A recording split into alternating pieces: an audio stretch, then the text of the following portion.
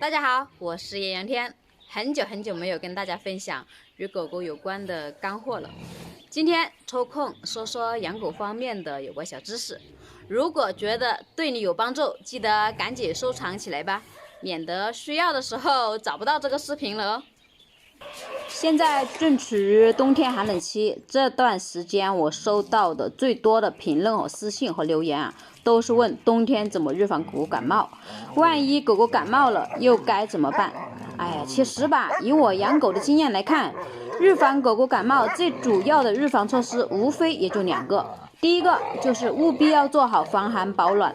不管你是圈养的还是笼养的还是散养的，冬天气温低，北风吹，还时不时的下雨下雪还冰冻，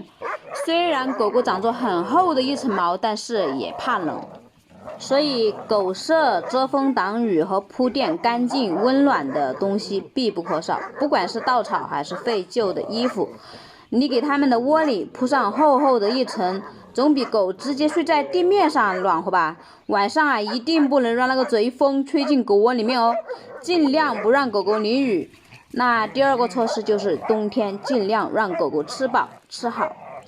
我这里需要说明的是，我说吃饱不是让狗狗吃得很撑的那种，就是别让它们饿着就行。还有就是营养方面要跟上，如果你的狗狗营养跟不上，瘦的皮包骨头，身上都没有脂肪，试想一下，它那瘦弱的身体本来就热不禁风了，还拿什么来御寒呢？就像我们人一样嘛，我感觉瘦的人就比胖的人怕冷一点，因为它脂肪少，血流量也就没那么大，自然就畏寒。大家说是不是这么个理呀？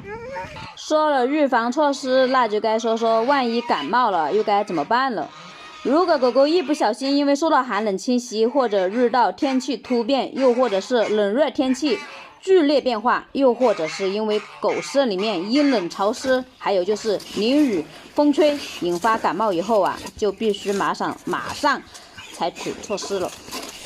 感冒的症状一般都是以咳嗽、发烧、流脓鼻涕、食欲减退、呼吸急促、畏寒怕冷等这些症状为主。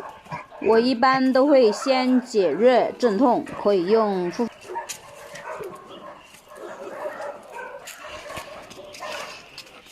防止继发感染，同时可以用